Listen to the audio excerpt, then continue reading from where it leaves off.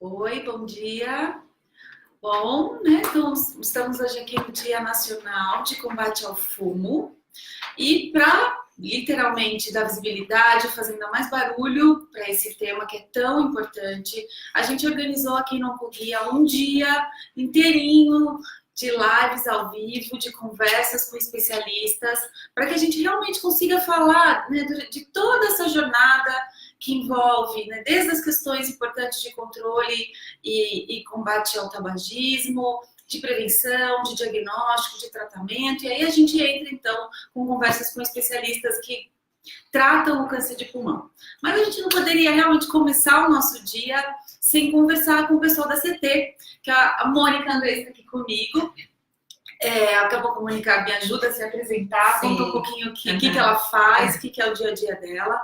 Mas a gente está falando da Aliança do Controle do Tabagismo, que faz um trabalho muito importante no Brasil, relacionado, né, ao combate, ao controle, né, desse negócio, né, realmente do fumo, do tabagismo, que é tão sério e tão relacionado ao nosso dia a dia aqui de trabalho, né? Então, infelizmente, o que a gente acompanha é o paciente que muitas vezes está enfrentando um câncer justamente por ter fumado muito tempo na sua vida. Então, Mônica, obrigada. Obrigada por nos ajudar a dar o pontapé inicial para esse nosso dia de informações, né, de realmente conversas importantes com especialistas. E vamos nós entrar no nosso tema aqui. Obrigada. Eu agradeço. Na verdade, eu estou muito feliz de estar aqui, né? Acho que a Oncoguia tem sido parceira há muitos anos, né, da CT, e acho que o trabalho de vocês também é maravilhoso nessa área. E para mim é um grande prazer estar aqui, contar um pouquinho, né, do que a gente vem fazendo e principalmente ajudar as pessoas a ter informação, a buscar ajuda quando necessário, né, e apoiar as iniciativas que a gente tem para tentar cada vez mais prevenir o uso do tabaco, né? Principalmente não basta a gente atuar para combater o tabagismo, né, para quem já é fumante ou combater a doença que o tabagismo causa, mas também lutar pela prevenção, né, para que menos pessoas comecem a fumar. E aí a gente começa a ter um impacto melhor na saúde pública, né, em função disso. Mônica, conta pra gente, então, assim, um pouquinho do que é a CT e especificamente ali na CT, como é o seu trabalho? Tá bom. Então, a CT é uma organização não governamental, né, que existe já há 12 anos aqui no Brasil, na verdade foi fundada em 2006, e com o objetivo de apoiar a adoção de políticas públicas de controle do tabaco. Então, o Brasil aderiu a um tratado internacional chamado Convenção Quadro para o Controle do Tabaco, e a partir desse tratado existem algumas medidas que são recomendadas que os países adotem para que a gente tenha uma redução de consumo e uma redução na prevalência, né, no número de fumantes no país. E com isso, quando o Brasil aderiu a esse tratado, ele se comprometeu internacionalmente a adotar essas medidas. E a CT surgiu justamente para monitorar como é que está o cumprimento, né, das medidas do tratado que o Brasil assinou e também para fortalecer o papel da sociedade civil, né, porque a gente sabe que muitos órgãos governamentais, né, como o INCA, Anvisa, têm uma participação importante, né, na regulação do tabagismo, na questão de prover o tratamento para fumantes, na questão de organização de campanhas, de uma série de medidas, mas como os governos mudam, às vezes as prioridades também mudam. Então é importante que a gente tenha a sociedade civil atuante para exigir que, de certa forma, esse tema continue sendo sempre uma prioridade, né? Então, nesse sentido, é que a gente criou a CT, né, tanto para unir organizações da sociedade civil que trabalhavam com esse tema ou que têm alguma afinidade com esse tema, como também para incentivar, monitorar como é que estava a implementação das medidas do Tratado Internacional. E esse tratado, Luciana, ele prevê algumas medidas que a maior parte das pessoas também já conhece um pouco, que vem sendo discutidas e adotadas no Brasil, como a questão das leis antifumo, por exemplo, né, proibir o fumo em áreas fechadas, Que né? pode dizer que é um enorme sucesso no Brasil. Exatamente, um enorme sucesso. Eu acho que a gente tem muito orgulho de ter participado desse processo. Eu dava com algumas pessoas falando, quem diria, né, que um dia a gente, graças a Deus, ia sentar num restaurante que não sem ter alguém fumando do lado, né? Pois é. Imagina, eu não cheguei a viajar de avião, que as pessoas fumavam dentro do avião. Uhum. Quer dizer, isso é completamente fora da gente. Exatamente. É impossível da gente imaginar hoje a gente percebe, né, o quanto isso era absurdo. E fumava-se nas aulas, né, nas escolas. O Isso médico, é às vezes, não, fumando isso no consultório. Quer dizer, então, com o cigarro aqui no Pois bolso. é. Né? pois é, então isso eu acho que é uma mudança enorme que a gente pôde vivenciar, né? E eu acho que, assim, com muito sucesso, que a população toda entendeu, aderiu, né? Entendeu a importância Mônica, disso. nisso o Brasil é case, assim? É A gente é case. referência mundial. Na verdade, assim, vários outros países, né, adotaram também legislações como essa, alguns inclusive antes do Brasil, mas o Brasil, pela dimensão continental dele, né, pelo tamanho do país, ele se tornou o maior, né, país, assim, em termos de número, também de população e tudo, a ter uma legislação antifumo. Então, você acha que isso é uma coisa que o Brasil inteiro aderiu? Você acha que ainda tem lugares que eu posso ver problemas? Assim? Eu acho que, assim, no geral, os índices que a gente tem são muito positivos, né, de adesão e de pouca violação à lei. Né? Então, os próprios estabelecimentos também cumprem, a população ajuda a fiscalizar. Mas você tem alguns locais em que pode ser que essa implementação não seja exatamente igual, né, em todo o país. Então, por isso a gente considera que é importante sempre renovar. Né? Então, o Rio de Janeiro, por exemplo, esse ano mesmo fez uma campanha relacionada à questão do fumo passivo e do fumo em locais como restaurantes, bares e outros locais fechados, porque é uma cidade turística, né? Então, assim, precisa de uma fiscalização constante e precisa sempre você conscientizar as pessoas do porquê da lei e da importância de cumprir. Então, o Rio de Janeiro, por exemplo, apesar da gente já ter essa lei implementada há algum tempo lá, eles acabaram fazendo uma nova campanha porque estavam observando que era necessário voltar a falar no assunto, né, e conscientizar. Acaba sendo iniciativa de quem? Do governo? Foi da prefeitura, né? Foi um projeto da prefeitura e que até a gente também apoiou, participou, né? Que fizeram uma campanha, na verdade, voltando a esse tema, né? Mas eu posso dizer que os dados que a gente tem, né, de apoio da população são muito grandes. E os dados aqui de São Paulo, também da vigilância sanitária, são muito positivos, né? De um cumprimento de mais de 90%, em torno de 97%, né? Apoio das pessoas, inclusive dos próprios fumantes, também bastante elevado. Então, isso é muito positivo, né? Porque todo mundo pôde perceber que não basta, né, você ter só uma plaquinha separando o ambiente, dizendo aqui pode, aqui não pode fumar, né? A fumaça não respeita a placa, então ela acabava contaminando todo o ambiente. Isso não era bom para ninguém, nem para o próprio fumante, né? Que acabava absorvendo a sua fumaça e a fumaça dos outros que estavam ali. Então, isso acho que acabou sendo bem aceito por todo mundo e é um case de sucesso, sem dúvida alguma, que a gente já tem uma repercussão positiva também, né? Em relação a esse caso, inclusive, de redução de número de fumantes, por exemplo, em São Paulo, onde foi um dos primeiros estados, né, que adotou a lei, você tem uma redução de consumo que se deu a partir da adoção da legislação, e até tem um estudo do INCOR mostrando que houve também uma redução no índice de eventos cardiovasculares após a adoção da lei. Né? Então, você tem impacto positivo já computado na saúde, né? E fora essa tem outras medidas, né? Como a questão da proibição da publicidade, né? Como a questão de elevação de preços, impostos, por exemplo, porque o preço muito baixo acaba também facilitando a iniciação, especialmente pelo jovem, né? Se for um preço mais elevado, como é fora do Brasil, o jovem tem menos acesso, né? Então, ele tem menos estímulo para uma iniciação. Como é diferente o preço, né? Exatamente. Aqui, enquanto a gente tem o preço mínimo de cigarro em R$5, fora do Brasil, a gente tem locais que o preço é em $10, né? $5 é um Minas. Exatamente. Então, você tem ali um valor, né, em torno de R$45, R$50 um maço de cigarro, que aqui a gente ainda compra por 5, né, o mínimo, e talvez 8 ou 9 reais outros tipos de maço. Então, esse ainda é um fator que a gente tem que evoluir, né? Isso, em que pé que a gente está? Pensando especificamente com relação ao preço, o que está sendo feito, qual que é o projeto assim, da CD? Tá.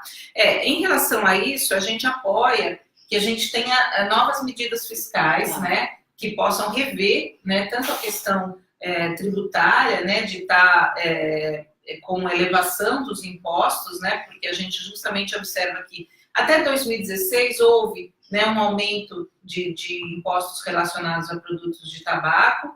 Isso teve um impacto muito bom em termos de redução da prevalência, né? Então, tem estudos mostrando que essa é a medida mais custo-efetiva, ou seja, você traz, com o aumento de preços de impostos, uma dupla vantagem, né? Que é, por um lado, uma arrecadação, por outro, uma redução no consumo. Então, ele acaba sendo bom para a saúde e para a economia, né? Então, a gente apoia que sejam adotadas novas medidas fiscais, porque a última que nós tivemos foi em 2016, né? Então, é importante que isso também seja revisto agora em 2018, 2019, para que a gente tenha um plano para que esse aumento continue, né? E não que fique estagnado, porque senão cada vez vai ficando mais defasado, né? E a gente tem menor impacto dessa medida. E também discutimos a adoção de um tributo específico, como a CID Tabaco, né?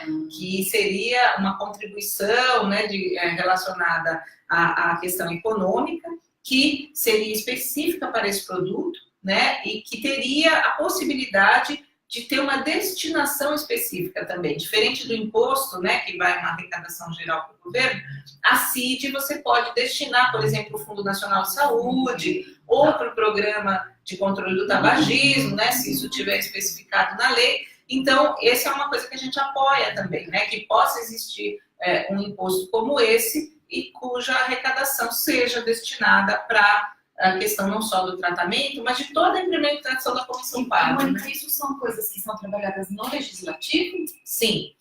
Na verdade, a CID Tabaco, a gente trabalha no legislativo, existe um projeto de lei, né, que está tramitando sobre isso, que é um projeto de lei na Câmara dos Deputados, do deputado Alessandro Molon, e que nós apoiamos. Então, nós estamos acompanhando, né, a discussão em torno desse projeto, que encontra resistência, né? Porque, obviamente, a indústria do tabaco não tem interesse nisso, então também tem lá a sua representatividade na Câmara e acaba que é difícil os projetos avançarem. Mas a gente monitora, apoia, participa de audiências, né? Produz material, tudo que é necessário para apoiar o andamento desse projeto.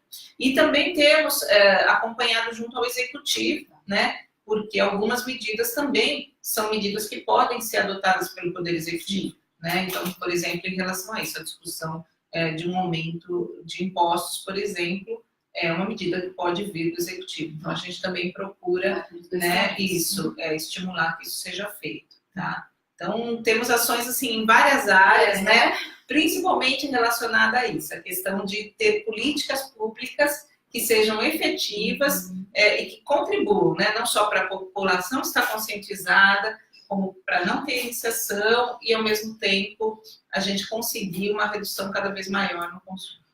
Acho que a gente até poderia ter começado falando disso, mas como é que hoje estão os números? Assim? Sim. Existem, os números continuam crescendo, né? Pensando em quantas pessoas fumam, o impacto disso na saúde das pessoas. Sim. Como é que está isso, assim, sei lá, eu sei do olhar global da CT, mas pensando do Brasil para o mundo, assim. Nós ainda temos um impacto muito grande, né, do tabagismo, então em torno de 7 milhões de mortes, né, associadas ao tabagismo no mundo anualmente, né, então é um impacto muito grande. De mortes, isso. Né?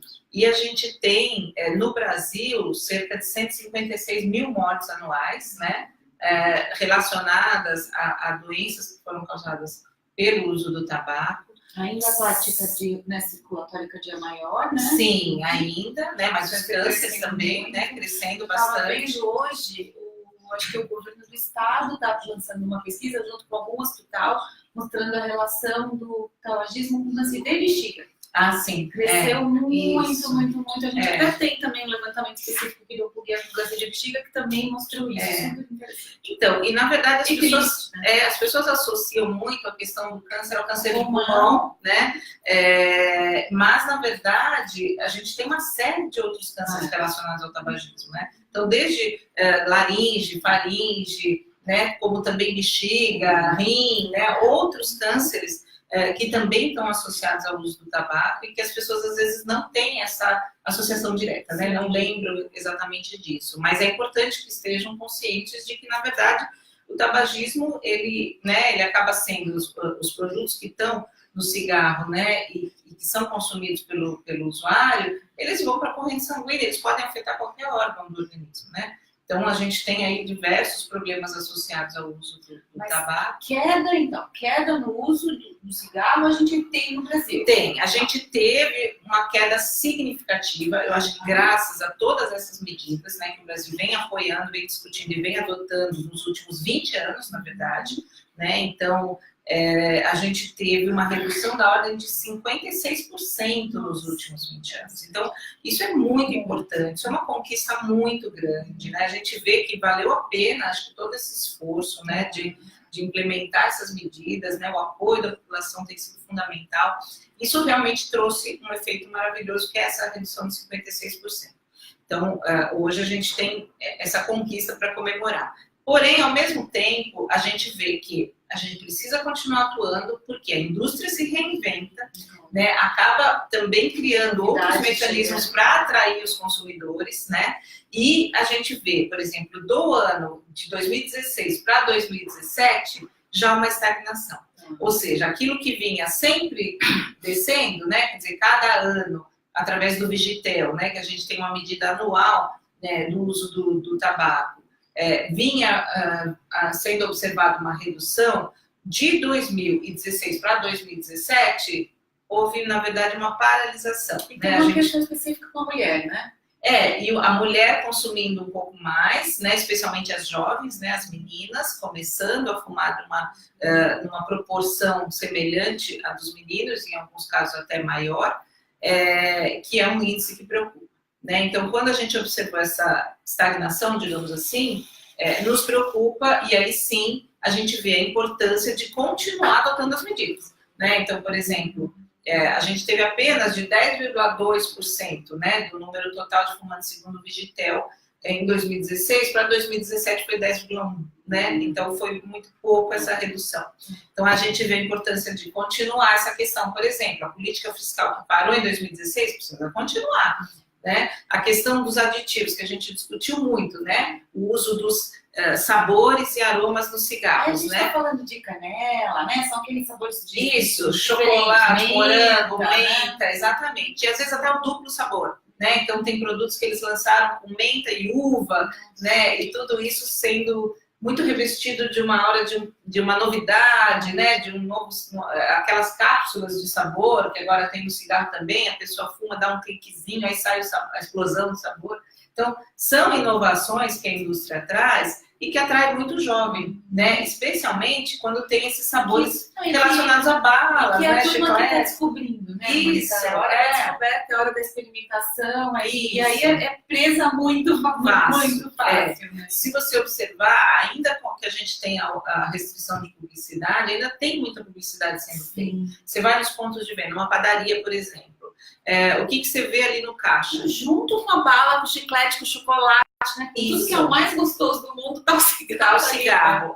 E você tem grandes painéis, né? Agora, com o cigarro exposto. Relacionado à publicidade, então, a gente já não tem grandes conquistas, é isso? Porque continua meio igual. Na verdade, a gente teve a conquista de tirar da grande mídia, né? No sentido de tirar da TV, de outdoors e tal. Mas hoje a gente vê que assim, sobrou propaganda. Cigarro na TV, tinha comercial de cigarro.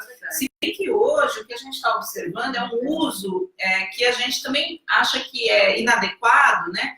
Que é o da propaganda institucional. Então, recentemente, a indústria colocou propaganda do tabaco. Não colocou a marca do produto, mas colocou da produção de tabaco, quanto isso traz riqueza para o país, etc. De laranja, assim, isso. Então, isso também a gente considera que não é adequado. Quer dizer, é um tipo de produto que, por mais que seja um produto legal, lícito, ele não pode ser estimulado o consumo. Né? Se sabe hoje que é uma droga extremamente potente, né? Quer dizer, em torno de cada 2 usuários, um, né, vai se tornar dependente e provavelmente morrer por causa daquele produto. Então, assim, hoje, com tudo que a gente sabe do tabagismo, a gente reconhece que assim, não deve ser estimulado o consumo de nenhuma forma desse produto, ainda que ele seja tolerado, digamos assim, um produto lícito, né? Então, a publicidade deveria ser com a turma que está aqui nos acompanhando. Claro. Esqueci de dar bom dia para o Instagram. Então, gente do Instagram, tem gente do Instagram acompanhando a gente? Então tá bom, estamos acompanhantes. Eu quero dizer um oi para a página da CT que está acompanhando a gente também. Isso, ótimo. Então, que bom que vocês estão aí. E eu gostei de um depoimento aqui da Eni, que inclusive é a nossa agente Mais Vida, aqui nossa voluntária. Ela está contando que o filho dela fumou uns 10 anos, que ele fez um procedimento para parar de fumar, que ele está sem fumar há 4 meses e que inclusive já parou de tossir. Que ótimo, ótimo. Obrigada, Eni. Muito boa notícia. A gente sempre tem que valorizar muito, porque não é fácil parar de fumar, né? A pessoa às vezes inicia achando que ela vai ter o controle, que ela vai conseguir parar no momento que ela quiser, e isso dificilmente acontece, né? A pessoa começa achando que vai fumar por 1 ano ou 2, mas no fim acaba fumando 30. Então é difícil, eu acho que é ótimo, né, que ele esteja sem fumar 4 meses, a gente torce para que isso continue. Força aí, Eni, fica pertinho dele. E resista às tentações, né? Ele tem perto, Mônica, uma mãe incrível, muito forte, muito guerreira, então puxa a orelha dele, Eni, que fica pertinho aqui, com certeza vai dar certo. Isso. Muito bacana, muito ótimo. Eu acho que a pessoa tem esse esforço contínuo, né? Depois que foi dependente, ela precisa tomar cuidado, porque às vezes um cigarro pode levar a dependência novamente. Exatamente. Então é importante continuar assim mesmo. Então, para quem está chegando, hoje é Dia Nacional de Combate ao Fumo, eu estou aqui com a Mônica da CT. A gente está conversando sobre os inúmeros desafios que hoje, né, a CT, mas um grupo enorme de instituições tem no dia a dia para combater, controlar, para que a gente realmente tenha ações efetivas de combate ao tabagismo no Brasil. Então, se você estiver chegando agora, fica aí com a gente, compartilha, né, nos ajuda a que essa informação chegue para mais gente. E obrigada para quem está aqui nos acompanhando. Mônica já contou, né, de controle de publicidade, da nossa sucesso que foi a nossa lei de restrição de fumo, de não poder fumar em ambientes fechados. O que mais? O que você está fazendo hoje especificamente? Então, olha, uma das coisas que a gente tem atuado bastante é em relação a essa proibição dos aditivos, dos sabores e aromas, porque essa medida foi... houve uma resolução da Anvisa proibindo, né, o uso de sabores e aromas nos cigarros para evitar a iniciação de jovens, porém isso foi questionado judicialmente pelas indústrias, isso acabou num julgamento no STF, e o STF acabou decidindo pela competência da Anvisa em regular tabaco e pela constitucionalidade de proibir os aditivos. Porém, isso ainda não foi adotado, né? Então nós estamos aguardando aí a publicação da decisão. E como houve um quórum muito apertado, né, na verdade ali foi 5-5 no STF. Então, por incrível que pareça, assim, houve uma questão no final em relação a ser uma decisão vinculante ou não, ou seja, que vale para qualquer outra decisão relacionada no futuro. Em função disso, né, de ter ficado essa questão do 5-5, a indústria entrou com diversas outras ações liminares e tal, que estão sendo agora apreciadas e julgadas em outros locais. Então, o que a gente espera? Que o STF primeiro publique o mais rapidamente possível essa decisão, para que isso seja adotado nos tribunais do país todo, né, e que ela seja considerada vinculante, porque daí você esgota o tema, você não permite mais que isso seja questionado, né? Então, isso é uma batalha. Na prática, a partir do momento que isso acontece, normalmente os fabricantes têm um prazo para tirar do mercado os cigarros que têm. Na verdade, eles já teriam, esse prazo já teria se esgotado, né? Porque eles já tiveram esse prazo anteriormente, quando a Anvisa publicou a norma, né? Quer dizer, isso vem sendo discutido ali desde há muito tempo, desde 2010, assim, se discute esse assunto. Em 2012 foi publicada a norma com 1 ano de tempo para eles se adaptarem. Eles tiraram como eles têm que trazer novidades. Isso. Então, 2013 já era com o prazo que eles tinham para se adaptar. E nós estamos em 2018, né? Isso ainda não foi implementado. Então, enquanto isso, a gente tem muitos jovens sendo seduzidos para consumo. Então, esse é um ponto que eu acho que é muito importante que a gente tem trabalhado. E estamos hoje também, né, no Dia Nacional de Combate ao Fumo, também lançando novamente uma campanha que eu convido todo mundo a aderir, quem ainda não assinou a petição, né, assinar, para que a gente tenha a adoção de embalagens padronizadas de cigarro no Brasil. O Uruguai acabou de ser o último país que anunciou, né, que vai adotar essa medida, né, aqui pertinho da gente, então a gente espera que o Brasil também possa fazer isso, porque é uma outra medida que ajuda a reduzir a atratividade do produto. Bom, a caixinha então, passa a ser uma caixinha neutra. Passa a ser neutra, somente com as imagens de advertência e o nome da marca, mas sem cores, sem elementos de marketing, né, que acabam atraindo a atenção. E aqui na América Latina, quais países já aderiram? Na verdade, é o Uruguai agora, né, que manifestou. O primeiro país que adotou foi a Austrália, né, já em 2012, mais ou menos, com sucesso. E tem vários outros países adotando, né, Reino Unido, e agora aqui também o Uruguai anunciou. E a gente está com uma campanha, né, inclusive a gente teria hoje uma audiência pública em Brasília sobre um projeto de lei que prevê uma série de medidas de controle do tabaco, e uma delas é a adoção de embalagem padronizada. Essa audiência pública acabou não acontecendo hoje, mas a gente manteve o lançamento da campanha, então a gente vai estar disponibilizando também na página da CT um vídeo sobre isso, alguns posts em mídias sociais, e essa petição, que pode ser acessada na Change, então change.org, embalagem padronizada. Aí você tem acesso à petição online, se puder também assine, compartilhe. Depois a gente compartilha então aqui na página dele. Ótimo. Põe o link lá para a página da CT e aí todo mundo ajuda a assinar para garantir que essa medida aconteça. Né? Isso, pelo menos a gente tem a manifestação das pessoas em apoio a isso, né? Porque é um elemento de sedução, né, para o consumo. E o que a gente quer é retirar todos os elementos de sedução, especialmente para os jovens que às vezes embarcam nisso, né, numa situação em que o grupo fuma, em que se sente atraído ali pela embalagem, pelo posicionamento que está junto dos doces e balas, pelo sabor e etc.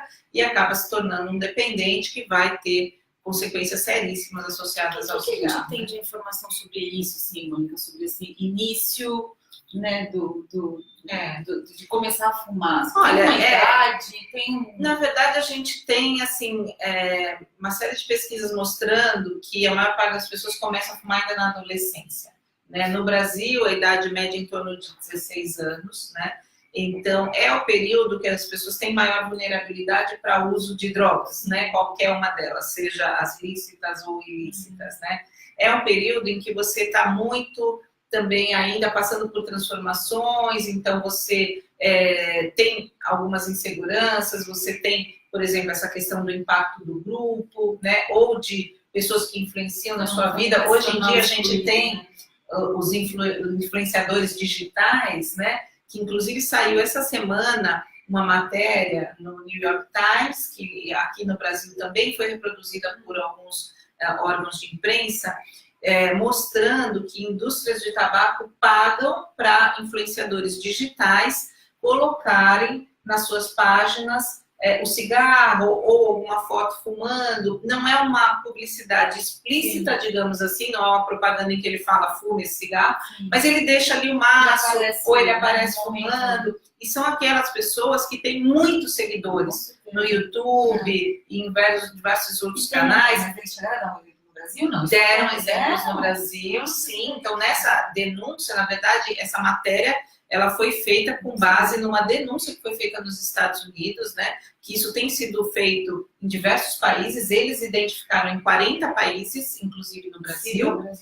Cita o Brasil, cita essa questão dos influenciadores digitais fazendo propaganda velada de cigarro, especialmente para jovens, né? Que é o público que segue essas pessoas nesses canais. e também usando o que eles chamam de uma propaganda também como se fosse velada, mas que é assim, você faz festas, por exemplo, que não tem o nome da marca, mas tem alusões à marca, né? Então, festas que têm sido promovidas em várias cidades do país e que as pessoas vão, né, às vezes até sem saber dessa associação com cigarro, e chega lá, toda a ambientação é relacionada com cigarro, existem os cigarros sendo promovidos ali no local e etc.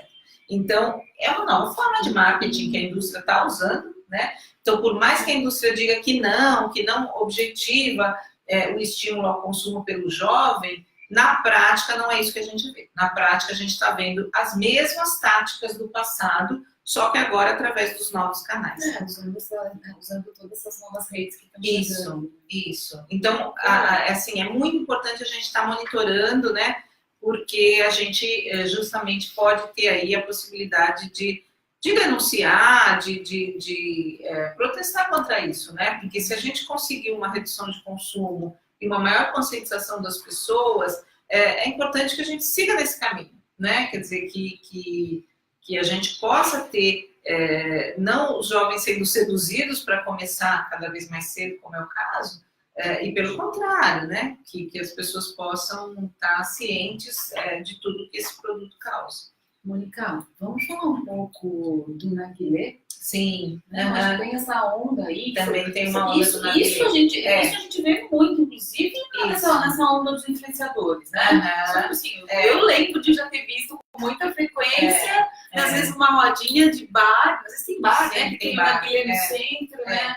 E na verdade isso não existia no Brasil, né? Algum tempo atrás eu nem conhecia esse produto. E hoje você tem muitos locais, né, que estão fazendo uso do narguilé. É importante lembrar o seguinte, primeiro que narguilé não é inócuo, né? Então, o INCA tem até uma campanha que mostra que uma rodada de narguilé de mais ou menos 1 hora equivale ao consumo de 100 cigarros, né? Então, veja, isso tem um impacto muito grande. Pode gerar, inclusive, a dependência e as doenças tabaco relacionadas também.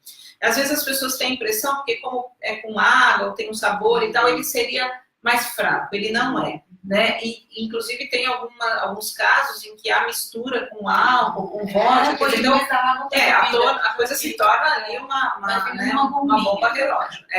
E é importante também lembrar que é proibido o consumo em áreas fechadas, da mesma forma que o cigarro.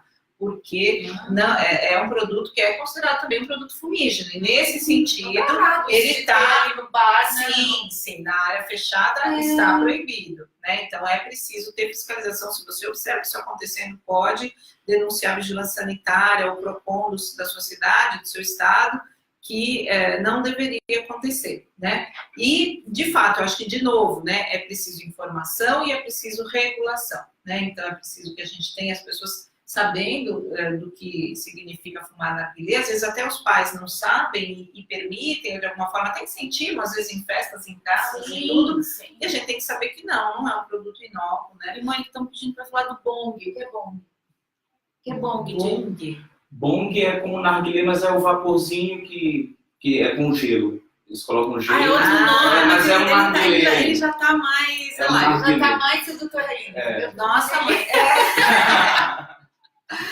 Pois na verdade eu acho que é o mesmo, é a mesma coisa, é só uma variação na forma de consumo, né?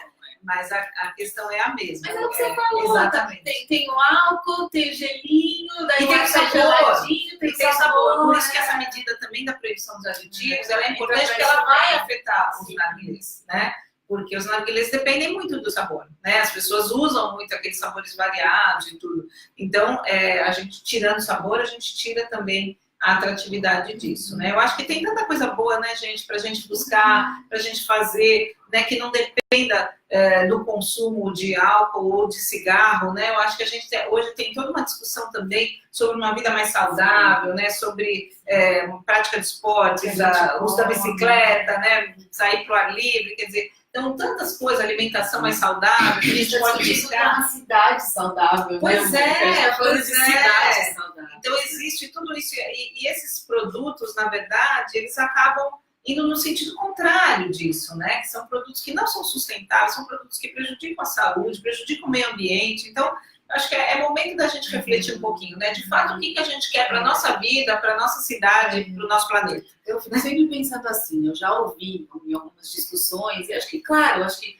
para o fumante, né, Mônica, é sempre muito uma conversa, né? Sim, difícil. Não é uma conversa que eu engulo, não sei, claro que eles têm todos os motivos do mundo por não conseguir parar de fumar, porque é escolha, né? A gente sabe, tudo bem, eu escolhi assim e pronto. Mas eu acho que o que a gente está falando aqui, gente, agora é um pouco, até às vezes o desafio do Oncoguia, às vezes eu me vejo muito assim, o que a gente pode fazer por um e o que a gente consegue fazer por muito. Isso. Né? E o que eu vejo do trabalho da CT é isso, né? Eu acho que a gente a CT cuida de todo mundo. Isso, né? O impacto que o tabagismo tem na gente, né? Na gente enquanto sociedade, pra gente, o mal que isso faz, o mal que a gente gera. E, né, que o tabagismo gera, então fica muito difícil a gente falar, bom, o que é eu indivíduo, eu sociedade. Eu acho que são coisas complementares, né? Então, na verdade, a gente tem esse olhar mais para o coletivo, né? Por isso que a gente fala das leis, das regulações, das campanhas, né, e tal. E que também só acontece se eu, como indivíduo, me envolver. Lógico. Mas a gente reconhece, né, também a importância desse trabalho mais individualizado, né? Quer dizer, inclusive, não só de informação, mas de acesso ao tratamento e tudo. Mas a gente, na época que criou a CT, a gente reconhecia que já existiam muitas organizações tendo esse trabalho mais individualizado. Né? Então, clínicas de tratamento, a própria Oncoguia também, que, né, tem esse trabalho de orientação. Então, várias organizações já tinham esse enfoque. Mas nenhuma tinha esse enfoque coletivo, né? Assim, tão marcado, de mais voltado mesmo para a questão das políticas públicas. Por isso que a gente optou em ocupar um espaço que era necessário.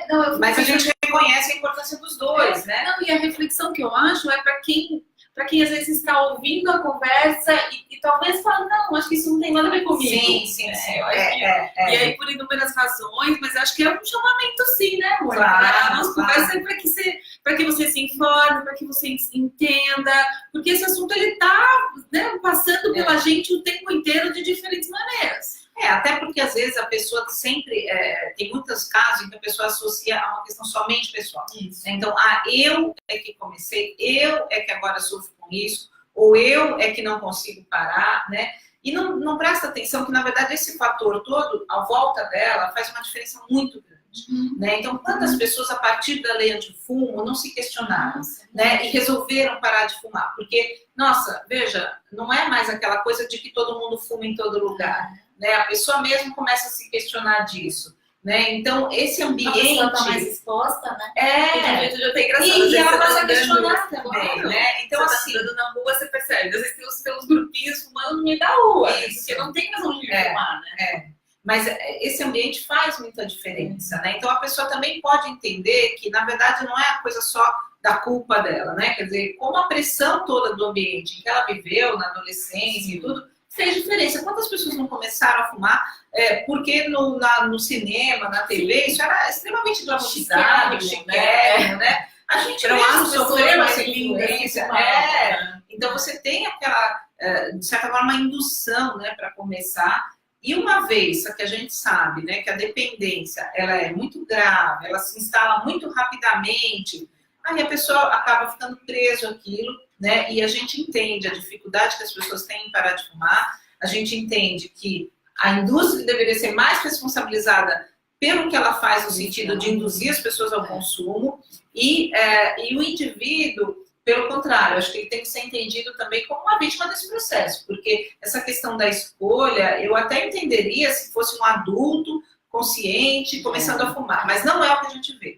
A maior parte das pessoas, 90%, começa na adolescência, antes dos 18 anos de idade. Então, não tem essa decisão consciente presente, ela está muito mais influenciada por todos esses fatores da publicidade, do meio em que ela está e etc. Então, nesse sentido, a gente apoia muito o fumante, a gente sempre fala que nós somos uma organização que trabalha contra o fumo, não contra o fumante. É antitabagismo, não antitabagista, né? Porque a gente entende que o tabagista, nesta história, é a pessoa que mais sofre, né? E que muitas vezes vai encontrar dificuldades. Fumar, né? Sim, sem dúvida. Até uma das que vocês estão acompanhando, porque fez a proposição via CLP Sim. de um projeto que agora oficializou e passou como projeto de lei para que os planos de saúde cubram o tratamento para quem quer parar de fumar. Certo. Acabou de sair aí, a gente está isso é esperando a fundamental. definição Isso é muito bom. de escolha, né, de relatoria e tal, mas a gente vê também como Claro. uma conquista bem importante. Muito positiva, porque eu acho que amplia, né, o acesso a tratamento. Porque a gente tem o tratamento no SUS hoje, né, no Brasil, então as pessoas podem procurar essa ajuda na sua cidade. E porém, é no posto de saúde, né, mãe? É, O tratamento está disponível nos normalmente postos de existe, saúde. se você não sabe, o próprio site da CT também tem uma relação, né, de contatos de coordenadores estaduais ou municipais de tabagismo, se não na própria Secretaria da Saúde você consegue essa informação, e você tem um centro de referência, né, que pode ser uma clínica, pode ser uma unidade básica de saúde, né, então, dependendo do local, você tem diversas opções, tem hospitais e tudo. Então, as pessoas podem buscar esse tratamento via SUS, mas a gente sabe que nem sempre isso está disponível em todo o Brasil, em todo lugar. Então, há a possibilidade de ter também a cobertura desse tratamento pelo plano de saúde, amplia a possibilidade da população ter acesso a esse tratamento. Então, a gente acha que é fundamental, bem importante, apoiamos também. Acho que só fazendo já uma propaganda de uma das nossas próximas conversas, às 13 eu tô com o Dr. Ciro e a gente vai falar, um bate-papo inteirinho, só de dicas de como parar de fumar. Tá? Então, daqui a pouco você volta lá com a gente, que a gente segue conversando mais um pouco. Bom, tem uma pergunta do Felipe, Mônica, acho que a gente até falou um pouquinho, mas acho que vale a gente retomar. Acho que ele está perguntando especificamente das práticas de redução de danos. Acho que é um pouco que você começou falando, né? Na verdade, não sei se o Felipe está se referindo à prática de redução de danos que a gente já tem instalado ou que vem sendo discutido em relação a novos produtos de tabaco. Imagino que ele esteja se referindo a novos produtos de tabaco. Mas o que a gente tem, né? Por exemplo, hoje a gente tem uma série de estudos mostrando, né, que você, por exemplo, reduzir o consumo, né? Então, reduzir o número de cigarros que você fumou por dia, né, já seria eficaz ou não. Na verdade, a gente tem uma série de estudos mostrando que essa pode ser uma etapa, né, até você chegar na cessação, mas é importante que ela seja apenas uma etapa e que você chegue na cessação. Porque cada cigarro contém mais de 5 mil substâncias tóxicas, então eles não são inócuos, né? É importante que você tenha essa cessação e depois porque o risco de um retorno ao consumo habitual também é muito alto para quem não deixa totalmente de fumar. Então, a gente sempre propõe que a pessoa tente alcançar a cessação. Chega, faça o seu plano ou no seu tratamento, né? Veja a melhor maneira. Quem para de uma vez, em geral, consegue índices de sucesso maiores do que quem passa por esse processo de redução progressiva, mas é possível desde que a pessoa chegue na cessação. Então, na verdade, essa prática de redução de danos, provavelmente eu sento com o meu médico, é isso? Com o meu filho? Na verdade, esse é um dos pontos que eu estou tratando, né? Quer dizer, então, ou a redução como a gente tem hoje, o uso do adesivo, por exemplo, de nicotina. Também é uma forma de redução de danos que está prevista no tratamento, onde você dá a oportunidade dele não consumir o cigarro, que tem muito mais substâncias tóxicas, e só a nicotina através disso. Poderia ser considerada também uma forma de redução de danos. Agora, hoje, tem se discutido também os novos produtos, né? Que ainda são proibidos no Brasil, né? Então, o cigarro eletrônico, por exemplo, o tabaco aquecido, que são produtos que a indústria alega que são produtos para redução de danos, ou seja, seriam produtos menos nocivos do que os cigarros convencionais. Agora, em relação a isso, é muito polêmico e a posição da CT é no sentido de apoiar a regulação que existe hoje pela Anvisa. Porque a Anvisa hoje, o que ela faz? Ela proíbe, né, a comercialização desse tipo de produto, ela não criminaliza o usuário, mas ela proíbe a comercialização de toda essa gama de produtos, e ela condiciona o pedido de registro a determinadas condições que a indústria teria que apresentar, ou seja, provar que é de fato um produto menos nocivo, provar que não tem, exatamente, estudo clínico, provar que não é contaminante do ambiente, que não traz agravo à saúde do usuário. E até agora, a indústria alega que quer colocar esses produtos no mercado, mas não apresentou o que precisa ser apresentado, né? Então, e os órgãos internacionais, como a Organização Mundial da Saúde, e até nacionais, aqui como a Associação Médica Brasileira, já se posicionaram dizendo que o que a gente tem hoje de evidências não permite que se conclua que são produtos eficazes para redução de danos ou produtos menos nocivos. Então, a gente se baseia nisso. Quer dizer, enquanto a gente não tiver estudos independentes, que não sejam feitos pela própria indústria, que obviamente tem interesses comerciais aí, né? Então, estudos independentes que comprovem de fato, que são produtos que podem ter uma eficácia para redução de danos, a gente não tem como apoiar. O risco de introduzir... São longos, né? Mas tem e o risco de introduzir novos produtos nessa condição do Brasil, né, que a gente já vem percebendo uma queda, é muito grande, porque por mais que a indústria fale, não, mas vão ser produtos só para quem não consegue parar de fumar, né, para consumir algo que, teoricamente, seria menos nocivo.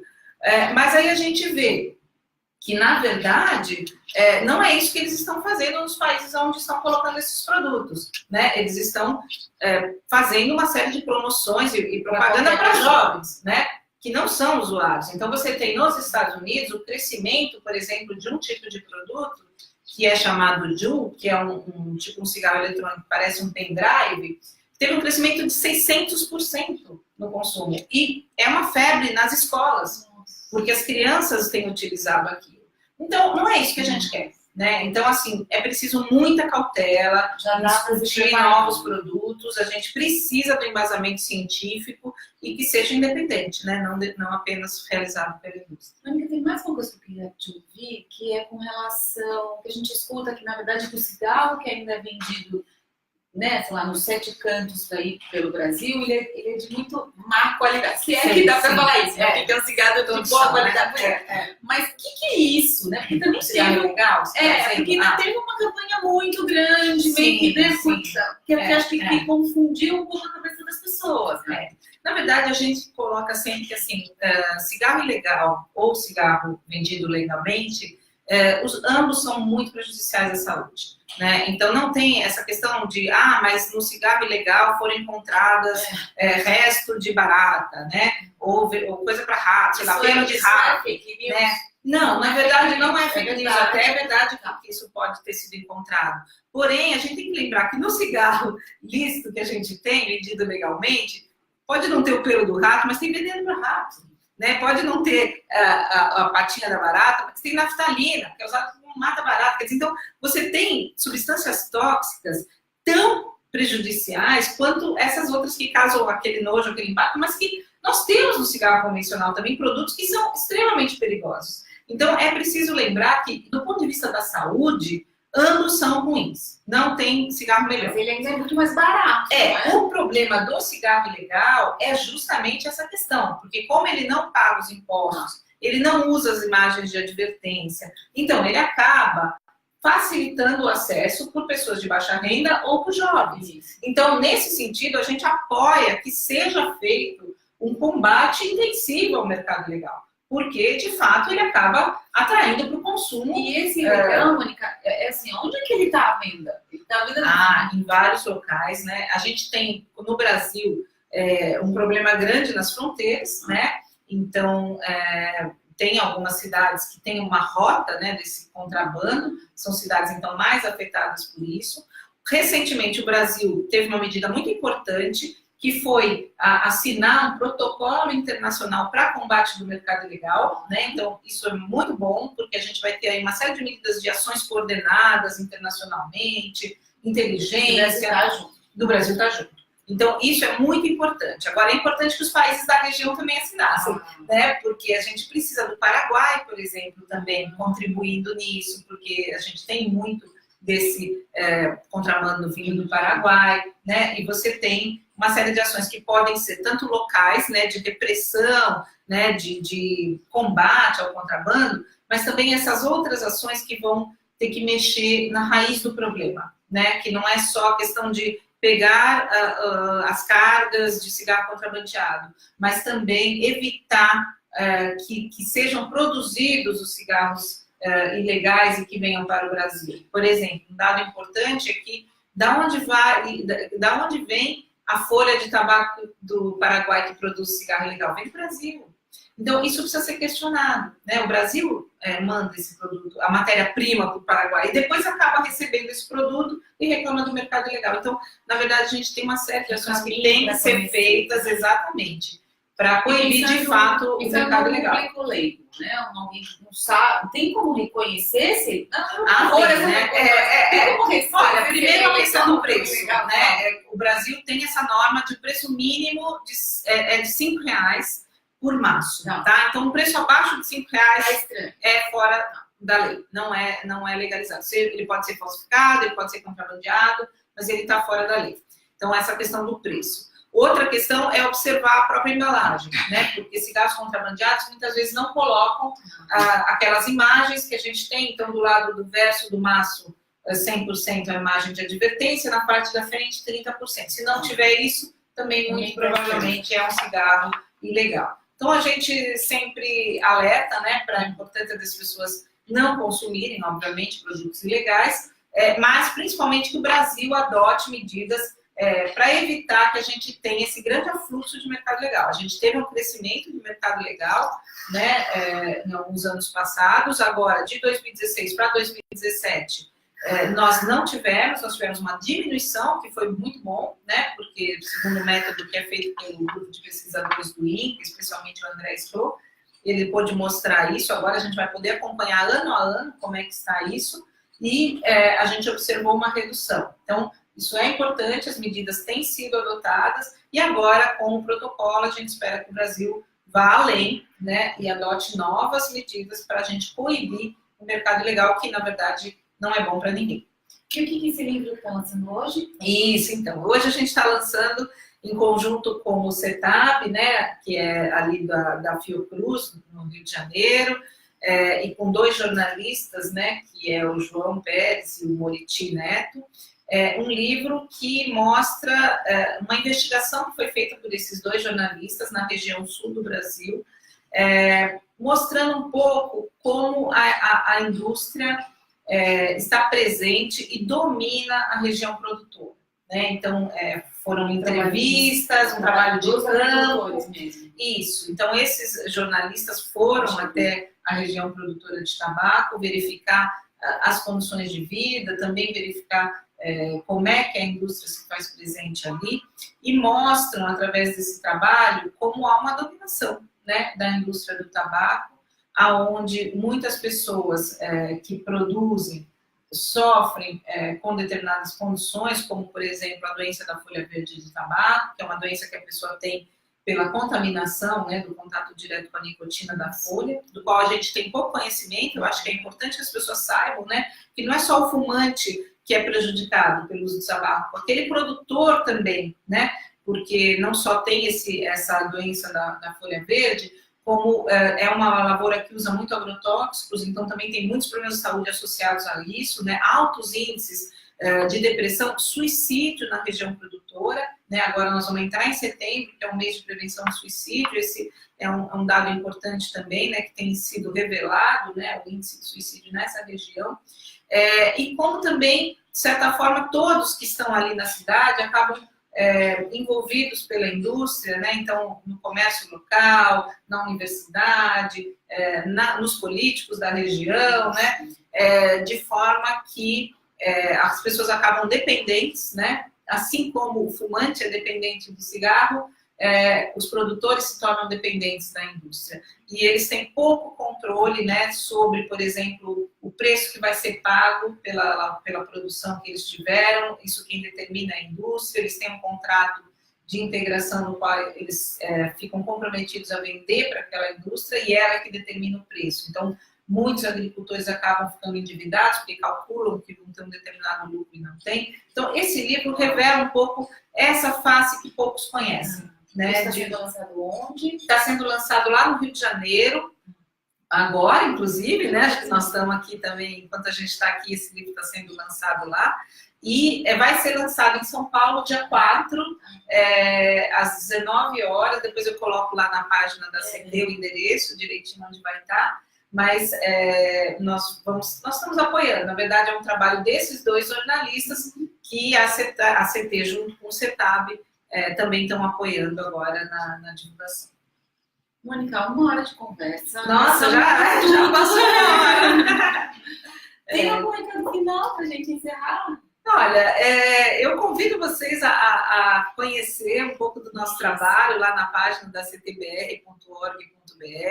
Convido vocês a assinar a petição da campanha que a gente está lançando hoje sobre a adoção das embalagens padronizadas de cigarro. É um nosso, né, de todo mundo, vale acompanhar, super importante. Isso, e nos acompanhar, nos apoiar, porque eu acho que, sem dúvida alguma, o trabalho todo é feito, pensado, para a população, né, para que a gente previna o uso do tabaco e que a gente tenha aí mais gente consciente optando por adoção de hábitos mais saudáveis e não, né, por fumar ou por, de alguma forma, aí, comprometer a sua saúde com isso. Então, acho que o recado é esse. Quem ainda não parou, insista, né? Não é fácil, mas você pode conseguir, existe ajuda para isso hoje. Quem não começou, não comece. A gente tem aqui, inclusive, vários relatos de pacientes ainda enfrentando câncer. Sim. Que ainda não conseguem parar de fumar. Então, a gente sabe realmente que o desafio é gigantesco, mas assina embaixo do recado da Mônica. Tem que conseguir, busca apoio, dá até para buscar apoio psicológico também, sim, né, Mônica? Porque a gente sabe que o cigarro entra em buraquinhos aí, que acabam sendo preenchidos, né? Por conta desse companheiro, né? Sim. Então, acho que o mais eficaz é esse tratamento conjunto, isso, né? Que aborda tanto a questão da dependência física quanto psicológica. Então, acho que hoje a gente tem ferramentas para ajudar os fumantes que querem parar de fumar. Então, acho que vale a tentativa, mesmo que já tenha feito uma, tenta novamente. Cada tentativa é um aprendizado e te dá mais chances de conseguir. Tá bom, muito obrigada. Então, tá, adorei, obrigada a você. Muito. Espero que vocês tenham gostado. Às 11 eu tô de volta, tá bom? Com o Dr. Felipe e a gente vai falar sobre câncer de pulmão. Obrigada. Tchau, obrigada, mãe. gente. Tchau. Obrigada a você. Acho que é aqui.